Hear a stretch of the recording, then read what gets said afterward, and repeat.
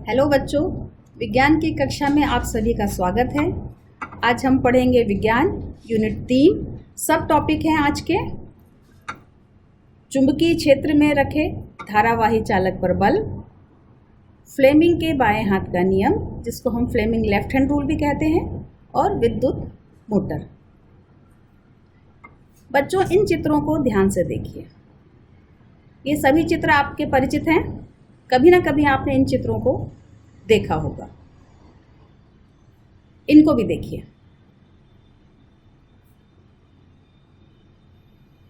यह सारे उपकरण कैसे चलते हैं? क्या आप कोई बता सकते हैं कि ये सारे उपकरण कैसे काम करते हैं? इन सभी उपकरणों में विद्युत मोटर होती है। आप कुछ अन्य घरेलू उपकरणों की सूची बनाइए जो विद्युत मोटर से चलती हो। आप बना सकते हैं। आप अपना कॉपी पेन उठाइए और लिखना शुरू कीजिए। घड़ी, खिलौने वाली car, power window, refrigerator, hair dryer, RO, mobile, computer. इनके अलावा भी बहुत सारे उपकरण ऐसे हैं जैसे आटा चक्की, जैसे सीडी प्लेयर, जैसे आरओ, मिक्सी। ये सारे के सारे उपकरण विद्युत मोटर से चलते हैं। विद्युत मोटर क्या है? विद्युत मोटर वह यंत्र है जो विद्युत ऊर्जा को यांत्रिक ऊर्जा में रूपांतरित करता है। अब यांत्रिक ऊर्जा क्या है?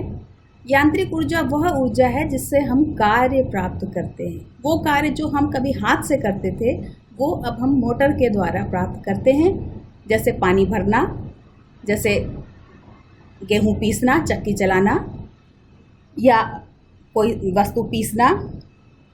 तो वो सारे कार्य जो हम हाथ से करते थे वो हम मोटर के द्वारा करते हैं। तो विद्युत ऊर्जा यांत्रिक ऊर्जा में रूपांतरित होती है। प्रायः विद्युत मोटर दो प्रकार की हम उपयोग करते हैं। पहला सेल या बैटरी से चलने वाली मोटर, और दूसरा पावर हाउस या बिजली घरों से घरों में दी जाने वाली विद्युत से चलने वाली मोटर।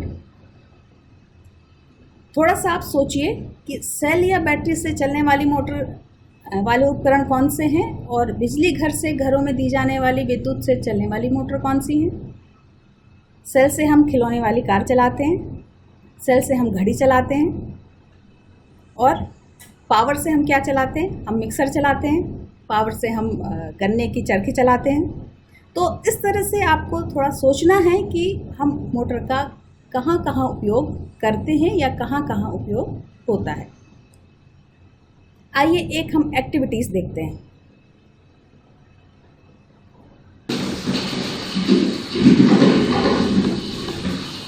ये एक बहुत ही बेहतरीन और सबसे आसानी से बनने वाली एक मोटर है, वाव मोटर। और इसको बनाने के लिए आपको चाहिए बैटरी, नियोडामियम मैग्नेट और तांबे के तार का एक टुकड़ा।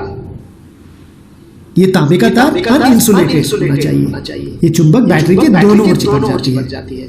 बैटरी को उल्टा रखकर चुंबक पर चिपकाइए। उसके बाद तांबे का तार लेकर बीच में से मोड़कर एक नॉच बना लीजिए। इस नॉच को ही हम बैटरी के ऊपर रखकर अपनी मोटर को घुमाएंगे। इसके बाद दोनों तारों को ऐसे मोड़िए और नीचे की तरफ एक गोलाकार शेप दे दीजिए, और हमारी मोटर बिल्कुल तैयार है। अब इसको बैटरी के ऊपर पहनाएं ताकि नॉच बैटरी के ऊपर रहे और नीचे का भाग चुंबक को छुए और मोटर बेहतरीन तरीके से चलेगी। तांबा कॉइल का काम करता है और ऊर्जा इसे बैटरी से मिलती है, जो कि इस तार को घुमाने में मदद करती है। और आप अलग अलग तरीके के कॉइल बना सकते हैं। ये देखिए, ये कॉइल की शेप गांधी जी के चश्मे के जैसी है। इसको भी ऊपर रखेंगे और चश्मा घूमना चालू हो गया। एक और तरीके की कॉइल भी बना सकते हैं, बिल्कुल स्पाइरल जैसी। इसको भी अगर हम ऊपर रखते हैं, ये भी मोटर की तरह घूमना चालू करती है। देखिए क्या बखूबी ये मोटर घूम रही है। तो आप भी अलग अलग तरीके की कॉइल बनाइए। तो देखा बच्चों, हम घर में बैठकर कितनी मज़ेदार काम कर सकते हैं और खेल खेल में हम विज्ञान भी सीख सकते हैं। इस विद्युत मोटर का सिद्धांत क्या है? ये कौन से सिद्धांत पर काम करती है? विद्युत मोटर का सिद्धांत का विचार फ्रांसीसी वैज्ञानिक आंद्रे मैरी एम्पियर जो 1775 से 1836 के बीच में जो काम किए हैं, कि इस नियम पर आधारित है कि यदि किसी धारावाही चालक को किसी चुंबकीय क्षेत्र में रखा जाता है तो उस पर एक बल लगने लगता है। ये देखिए आप, ये एक चुंबक है, नाल चुंबक बोलते हैं हम इसे, और यहाँ पर एक चालक लटका हुआ है और इसको हमने तार की सहायता से बैटरी से जोड़ा हुआ है। जैसे ही हम विद्युत धारा प्रवाहित करते हैं, जैसे ही यहाँ विद्युत धारा प्रवाहित होती है, इस पर एक बल लगेगा और बल के कारण या तो ये चालक रॉड ऊपर की तरफ जाएगी या नीचे की तरफ जाएगी। तो ये बहुत ही रोचक अवलोकन था जो आंद्रे मैरी एम्पियर ने किया था और इसके आधार पर बहुत सारे उपकरण काम करते हैं। एक और मज़ेदार चीज़ है, क्या आपने कभी सोचा है कि पंखा केवल एक ही दिशा में क्यों घूमता है? अगर नहीं सोचा तो ज़रूर सोचिए। इसका उत्तर भी हम अभी थोड़ी देर में डिस्कस करेंगे। आइए इसका पता लगाते हैं। अभी हमने देखा कि किसी चालक तार को चुंबकीय क्षेत्र में रखे जाने पर लगने वाली बल की दिशा निश्चित होती है और इसे हम एक नियम द्वारा आसानी से समझते हैं या समझा जा सकता है। इस नियम को फ्लेमिंग का बाएं हाथ का नियम कहते हैं। बच्चों, ये नियम आप लोग नोट करते जाइए, ये महत्वपूर्ण है। इस नियम के अनुसार बाएं हाथ की तर्जनी, मध्यमा तथा अंगूठे को इस प्रकार फैलाइए कि तीनों एक दूसरे के परस्पर लंबवत हों। यदि तर्जनी चुंबकीय क्षेत्र की दिशा की ओर संकेत करे, मध्यमा विद्युत धारा की ओर संकेत करे, तो अंगूठा चालक पर बल की दिशा को संकेत करेगा। बिल्कुल इस तरह से। ये देखिए कि ये पहली उंगली है जिसको हम इंडेक्स फिंगर बोलते हैं या तर्जनी बोलते हैं। ये चुंबकीय क्षेत्र की दिशा को प्रदर्शित कर रहा है। मध्यमा या मिडिल फिंगर जो है वो धारा की दिशा को प्रदर्शित कर रहा है, तो उस समय अंगूठा बल की दिशा को प्रदर्शित करेगा। इसको मैं सरल तरीके से याद रखने के हिसाब से कहती हूँ फादर, मदर और चाइल्ड का नियम। फादर यानी फोर्स, मदर यानी मैग्नेटिक फील्ड और चाइल्ड यानी करंट। तो अंगूठा पहली उंगली और दूसरी उंगली फादर, मदर, चाइल्ड से आप इसको याद रख सकते हैं। फिर से हम पुरानी स्लाइड पे आते हैं कि इस फ्लेमिंग के नियम के अनुसार विद्युत motor, generator, galvanometer, voltmeter, ammeter जैसे बहुत सारे उपकरण में इस नियम का उपयोग होता है और इसकी दिशा फ्लेमिंग के बाएं हाथ के नियम से निर्धारित होती है। उम्मीद है अब तक आप लोगों ने ये नियम को नोट कर लिया होगा और ये वाला चित्र बना लिया होगा।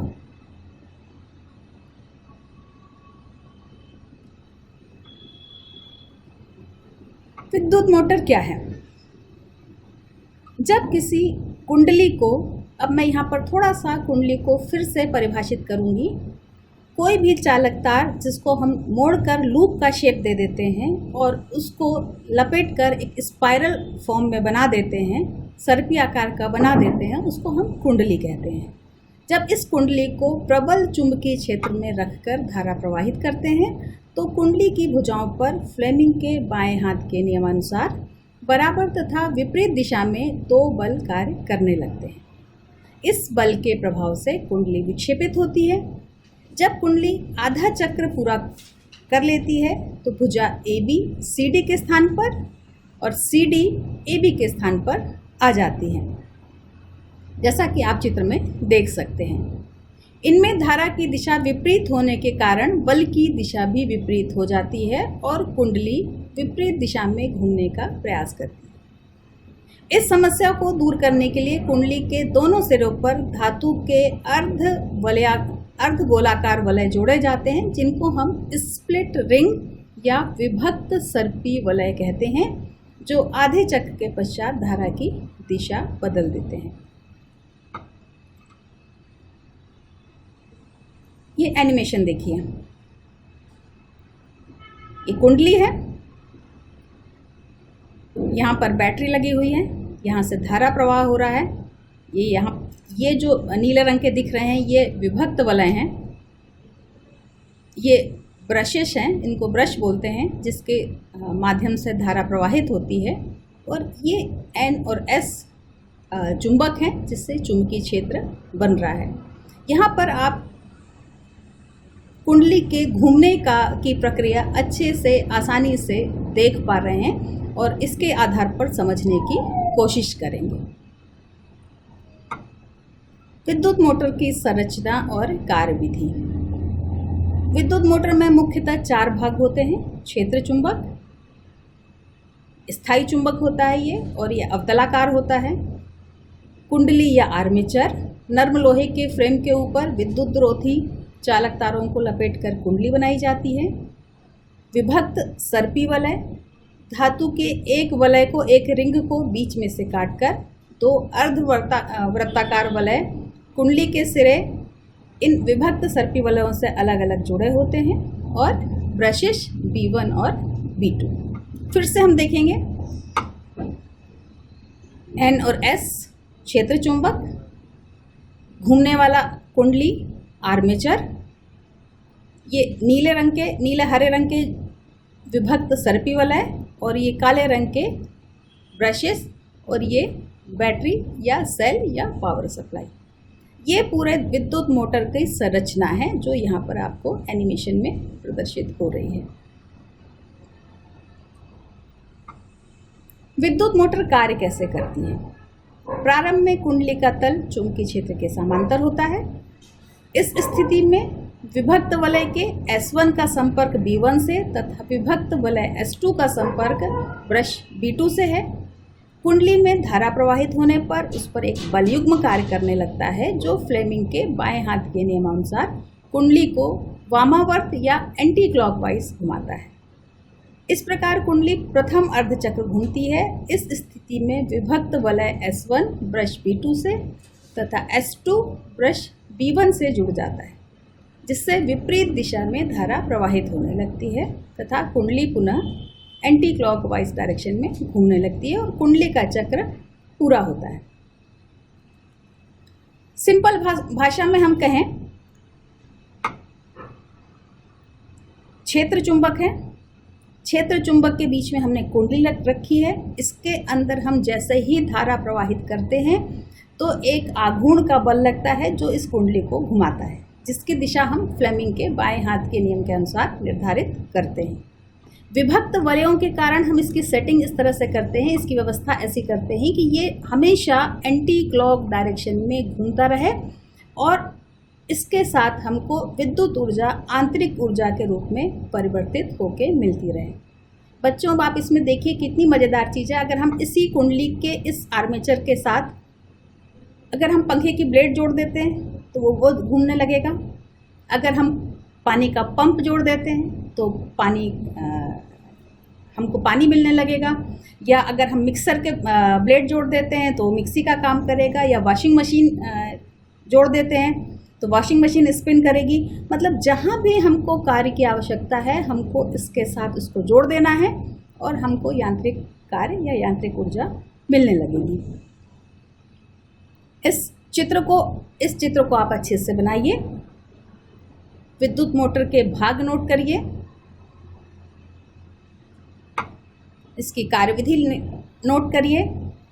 अब देखिए आज के पूरे पाठ में हमने क्या क्या सीखा है।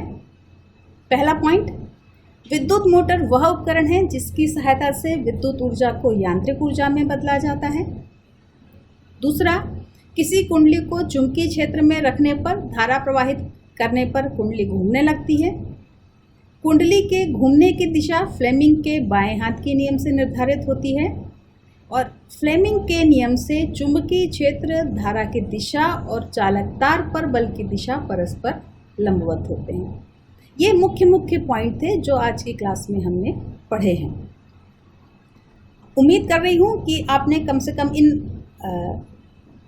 पॉइंट्स को अच्छे से सीख लिया होगा और नोट कर लिया होगा।